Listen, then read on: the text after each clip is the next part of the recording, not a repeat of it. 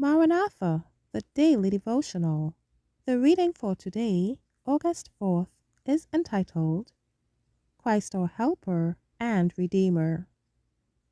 Romans 5:19. As by one man's disobedience many were made sinners, so by the obedience of one shall many be made righteous. Because man fallen could not overcome Satan with his human strength, Christ came from the royal courts of heaven to help him with his human and divine strength combined.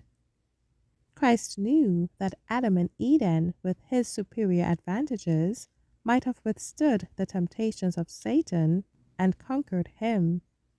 He also knew that it was not possible for man, out of Eden, separated from the light and love of God since the fall, to resist the temptations of Satan in his own strength.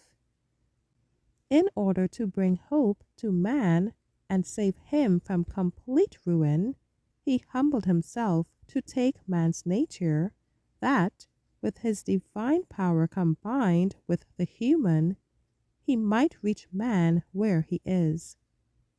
He obtains for the fallen sons and daughters of Adam that strength which it is impossible for them to gain for themselves, that in his name they may overcome the temptations of Satan.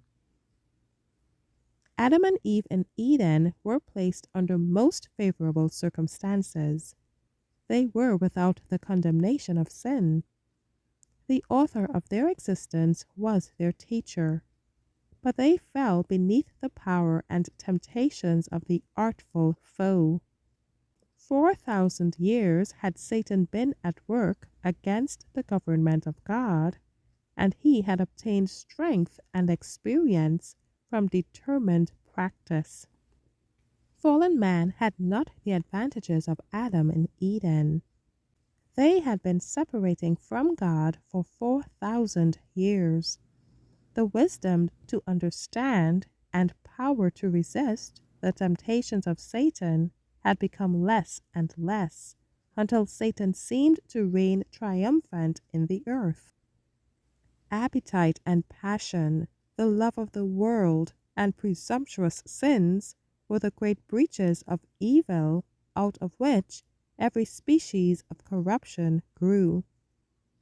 Our lives may seem a tangle, but as we commit ourselves to the wise master worker, he will bring out the pattern of life and character that will be to his own glory.